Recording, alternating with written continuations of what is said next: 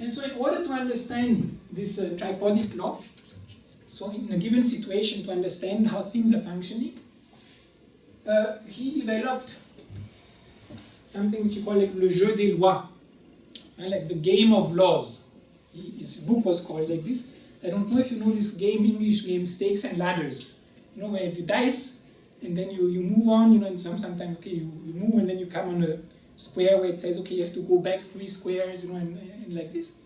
And so it's a pun in French, huh? Because jeu de loi, jeu des lois, in a certain way our research could be a little like that. So, but instead of having the squares, so it's just taking my things so I don't forget one. So he put 10 squares, and so he built it a little like, you know, like this, you know. So 1, 2, 3, 4, 5, 6, 7, 8, 9, 10. And so first you start with the status. Want to understand any situation? Who are the actors? And what is the status in the game that is at play? In land law, okay, you have, I don't know, the farmers, but you have the multinational company, you have the local environment protection agency, you know? What are the actors? What are their statuses? What are the resources that they have at their disposal? And resources is not only money, it can be human resources, it can be ideal resources. How do they use these resources? It's the conducts. Conducts, you can either have more tactics, you adapt to something which is happening, it's more short-term, or you can have more mid-term or long-term strategies. So it won't be the same thing. Conducts, logics. What's the underlying logics? For example, that kind of logics. Or logic, are you more in economic logic? Take an artist, guitar player, whatever. He wants to create art. His logic is, I'm an artist. His agent wants to sell him to a company. Their thing is, okay, the art, we want to make money. You know? So they have to understand what are the different logics that are going to be in play. What are the scales? Micro level, or more like medium level, macro level, big level, so like local level, national level, regional level, global level. The same thing may be very, very different according to on what level you see them. You may have a conflict of a Muslim and a Hindu neighbor somewhere in India. It's a local problem. It may be very quickly turned into an Indo-Pakistan problem. And according to what you turn it into, this may have, again, a lot of impact of maybe new actors will come into, or maybe new resources will become available because there's this international human rights NGO who suddenly wants to be part of the game and so on. So that is why also he said, like, in the game of laws, you're using the dice, yeah? in the jeu de loi. Here it's more like your research, you know, you go somewhere and then when you start to see that something changes somewhere, you also may have to go back because something changed, you know, and so you have to adjust the different aspects. And why did he come up with this jeu de loi idea? It's just because you do research which is not so neat and clear as it's often presented to you. It may be very messy. You know, you go and you try out some things, and then the question is, how can you convey it to an audience?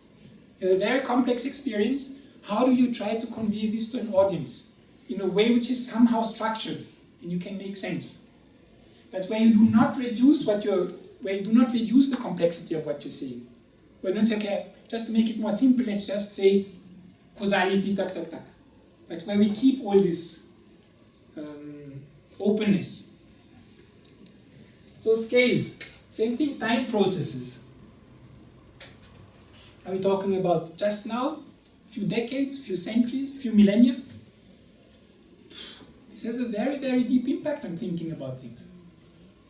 And what do the people have in mind when they are taken in legal games? Forums. Especially for the law, it's a very important thing. You import some non-Western law into a context. It's supposed to be the new law. And there's not enough resources to make it available for everybody, just from the material side. but at the same time, for long, it delegitimized the traditional forms. So where do you solve your conflicts?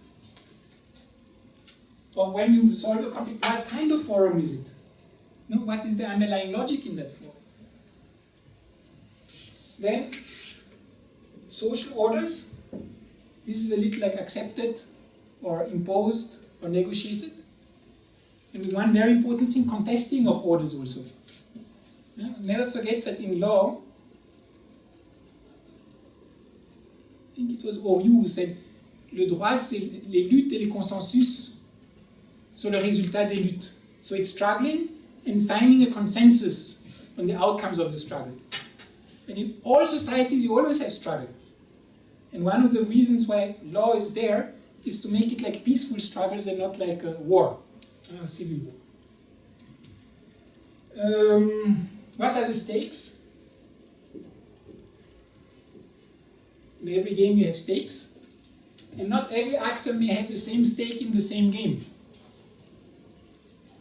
One may want to, the artist may want to earn some money but wants to do his art. The company wants to get the money. You know, so sometimes you may have different stakes and you may not even compete like for the same thing. And then all this leads you to the rules of the game. And these rules of the game, again, can be a mixture of this customary habitus and so on. So here you see that we have entered a more complex and dynamic approach to and see also when you look at those different aspects, you will see that explicitly we don't talk about culture. Because one of the big traps was the culturalist trap, you know. Oh, the Japanese are like this, you know, and then you already know everything. Oh, the Chinese are like this, the Americans are like this. But you have in the logics, in the social orderings, in the conducts, that's moments where you can bring in also the cultural aspect. So everything is not cultural. And if you look at it, some of these squares are more or less related to different disciplines, so it's also very interdisciplinary. You have like the scales, you have, I don't know, you have geography, you have history, you have all these different sciences which are there. But what does it make legal anthropology? Is because the question is put from the point of view of legal anthropology. We're interested in the rules of the game. If you're a political scientist, maybe you're interested in something else. Or if you're a sociologist, maybe you're interested in something else. And I would usually add one square here, which is our metaphysical positionings. Because you may realize that if you look at that, it's very anthropocentered. It's a Western human science. It's about like individuals making up society, having interactions, and so on and so on. Go to a different culture, especially traditional culture. One of the ways of understanding what is going on is astrology, for example. You want to get married in India? Well, you have to get the astrological chart of the wife and the husband, and you try to see if it's compatible, and then you try to see again with astrology when is the right moment to do it. It's a completely different way of putting the question of how life is organized and so on. So when we choose this, so of course if we have another metaphysical point of view, then even the whole game of law may be different. But it's just, I'm trying to put this sometimes to just tell my students, wonderful, we have opened up our window a lot, our cultural window, but we're still in our cultural window. We're doing Western science here. We are not doing, astrology, for example.